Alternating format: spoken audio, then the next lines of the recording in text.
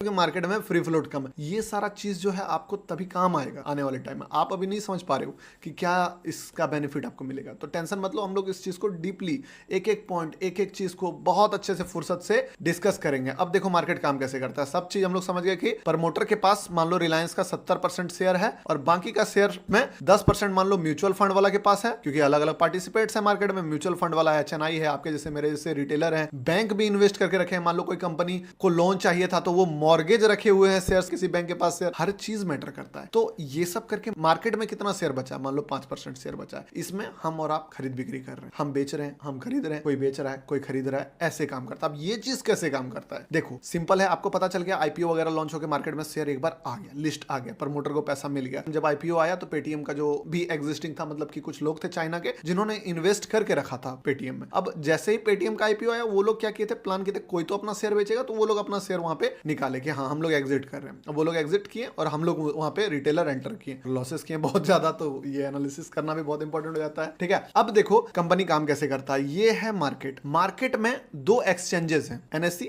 BSE। India का market में बात करें, बाहर के मार्केट में भी है New York stock exchange, cotton exchange, बहुत तरह का। यहाँ इंडिया में अगर आप बात करो इक्विटी के लिए तो BSE और NSE। अगर आप कमोडिटी करते हो तो MCX है, ठीक है, क्रूड ऑयल, गोल्ड वगैरह ये सब जो ट्रेड होता है। तो अब मार्केट आपको दे दिया एक्सचेंज NSE BSE, इसके थ्रू आप बाय सेल कर सकते हो। मोस्टली कंपनी दोनों में होता है, जो कि मेन कंपनी आपको दोनों में मिल जाएगा, बट NSE में लिक्विडिटी थोड़ा ज्यादा है, तो इसीलिए हम लोग NSE में ही ट्रेड करते हैं। अब कॉन्सेप्ट आता है ब्रोकर का। तो अभी हम लोग सबसे ऊपर किसको मानते हैं, एक्सचेंज को, यानी कि एक्सचेंज को हम लोग लिख देते हैं यहाँ पे, ठीक है, NSE ही मान लेते हैं। NSE के नीचे आ गया सारे brokers, kite app, angel one, धन, या फिर मान लो HDFC सिक्योरिटीज। अब क्या है कि इंट्राडे ट्रेडिंग हो रहा है, डिलीवरी भी हो रहा है, हर कुछ हो रहा है। अब यहाँ पे काइट में मान लो एक बंदा है राजू, जिसको खरीदना है रिलायंस का शेयर। अब वो बाय ऑर्डर और सेल ऑर्डर 2 ऑर्डर लगा सकता है यहाँ पे। जब वो काइट ओपन करता है, रिलायंस का प्राइस चल रहा है मान लो 2800 रुपया, उसको दिखता है कि आप बाय करना चाहते हो कि सेल करना चाहते हो। 2800, 2801, 2802 प्राइस फ्लक्चुएट हो रहा है। ये क्यों हो रहा है, क्योंकि बहुत सारे इसमें भी मान लो रमेश बैठा हुआ है जो रिलायंस में ट्रेड कर रहा है। एक मतलब हजार आदमी, 1-1 लाख आदमी काइट में भी बैठे हुए हैं, एंजल में भी बैठे हुए हैं, कोई धन में बैठा हुआ है, मान लो विशाल, अभिषेक, प्रकाश, नरेश, ये लोग धन में खोल के बैठे हुए हैं, रिलायंस में ट्रेड कर रहे हैं। उसी तरह एंजल में अलग अलग पार्टिसिपेट्स हैं, HDFC सिक्योरिटी में अलग अलग पार्टिसिपेंट है। तो राजू बाय लगाता है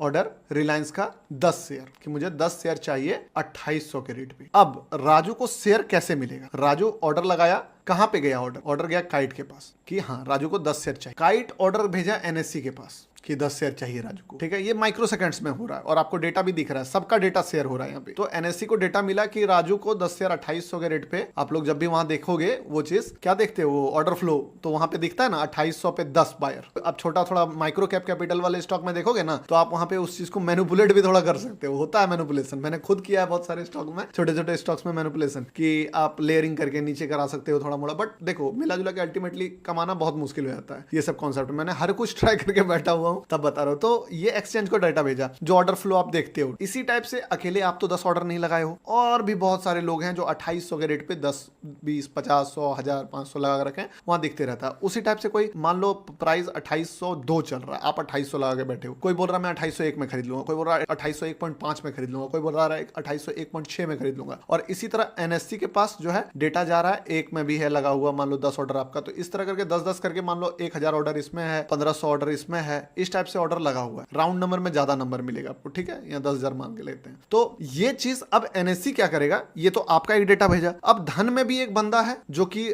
रिलायंस खरीदा था 2750 में, उसको 50 का प्रॉफिट हो रहा है, उसके पास 100 शेयर था, वो भी 100 शेयर अपना बेचना चाह रहा है, ठीक है। तो वो भी लगाया सेल ऑर्डर। वो सेल ऑर्डर किसके पास लगाया, NSE के पास गया, कि मान लो रमेश मानते हैं ना, राजू रमेश 100 रिलायंस का शेयर बेचना चाहता है। कितना में बेचना चाहता है, मान लो 2802 चल रहा है, 2805 में बेचना चाहता है। ये भी लिमिट ऑर्डर लगा दिया यहाँ पे। NSE के पास